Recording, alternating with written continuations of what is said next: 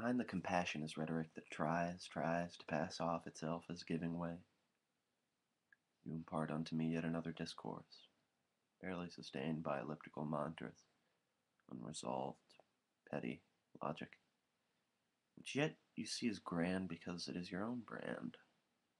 Though logic itself is not enough to ease this hunch of mine that this monotony that you are repeating to me for the zillionth time, this harassment, is not merely a natural reflex, but indeed is the work of a deliberate obsessive. A subtle retaliation against my own antagonism, developed naturally from the start of my life towards most others, even just to quell the teasing antennae of my sourceless guilt. Yeah. Behind the compassion, the useless rhetoric, there, I find the reason for this clot in my arm. Until I've used up my scattered wisdom, until the wisdom becomes too scattered, when the crows on the bow dip out at once, and one of them in haste to catch up loses control and crashes into a windshield, when a man positions himself every night at the same table in the same bar and stares through round glasses at oblivion and sometimes the waitress's ass, in these instances I will find you in my mind, and perhaps hear your dissonant laughter, and see finally the arsenal of pathologies that nurse each guttural declarative as what a breast. You massage the lump in your throat, back down into the pit of your stomach, left to rot and languish down the chute. Behind the sun of your words I see the night, and in each night a darkness never known besides in haunted corridors, where the symbol becomes your mind, and how you actually feel is suddenly oblique, and the inclination to be kind no longer seems apparent. It depends on what doors opened, however, and that is crucial to understand. As you tread carefully down the haunted hall, you wonder, which identity are you fated to receive? Disingenuous qualities of the self you built for so long, trapped behind the bogus door that you end up choosing one of many doors that number down the symbol of the hall. Now, once freed, they roam somewhere in your scruples, and the world seems really uplifting, emancipated from the interstices. These demons, funnily enough, eased into the position of virtue by tribulation, so that simply by quaking under the seism of bad things, you who harbor daily demons assumed yourself as someone wiser than you were, and more confident, and more poised than you were, and thus became these things simply because it was the way you thought yourself to be, based off of your own horrific experiences. But in each topical rant and personal misery was the same dispassionate talk, the same pursed thrill injected into the mundane as into the importance, the purpose fragged before it is released from your lips. You are a figure that stands on a figurative ledge, about to drop.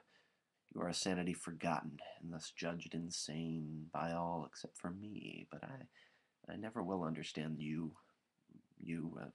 or the cruel, the dual credit of your words. Will they stand resolute before time? Will they disappear within a minute's hush? Will my absent body again be given hands to grab the wheel?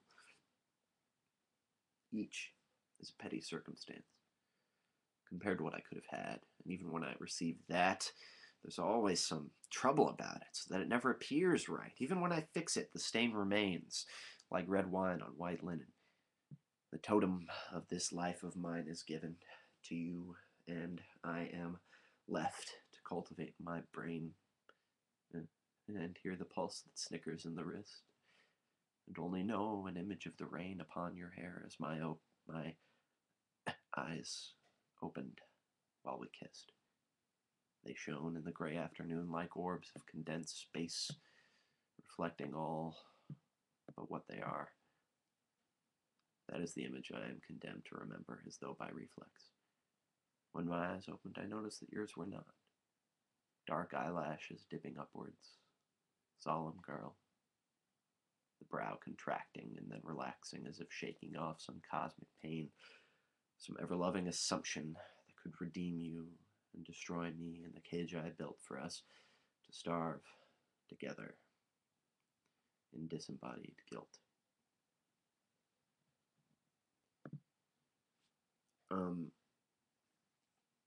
Yeah.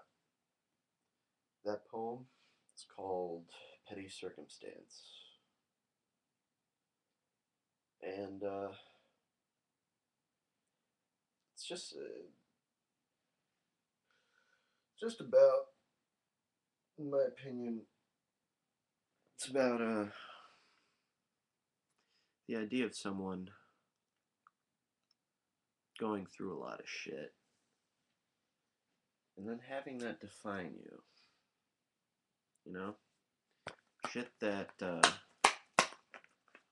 defines you. What defines you? Is it those shitty things that happen? Some people make that their lives, so that their lives become just bitching about stuff, and their lives become a big sob story. There's this one person who said that we all have our own stories that we make up about ourselves. And we sort of lead our actions to a conclusion based off of what we would see as the sensible conclusion based off of those stories that we create. That's those stories that we create for ourselves. That's that one sublimely egotistical story. But I mean, is that who we are? I don't know. Maybe we're all just mirrors off of some great faker. Some nothing. Some nothingness packed to solid. And that's why we're so confused, because we attempt to seem like we're not mirrors. Mirrors of the same equipage. And when we do that, we're distorting ourselves. We're distorting our nothingness. And those who accept their nothingness as being who they are will not bother to make up a story about themselves, because they know there is no story. There's only who they are. There is no other man to place all your happinesses, successes, and failures into, to implant with meaning. We are each meaningless specters that crucially distort what we had started with. I mean, who are we but, how do we view ourselves but as great nothings? Ghosts that walk and breathe. We don't view ourselves the same way we view another person. Because we aren't inside the mind of that other person. And thus, everything they do seems for a reason, seems planned out. Even if it is a mistake, it seems planned out. So then we create stories about who we are, because we want our lives to be planned out the same way that we see other people as being complete in themselves. But people are never finished. And that's why we have art, to help people at least get closer to finishing. Finishing something that hasn't even begun.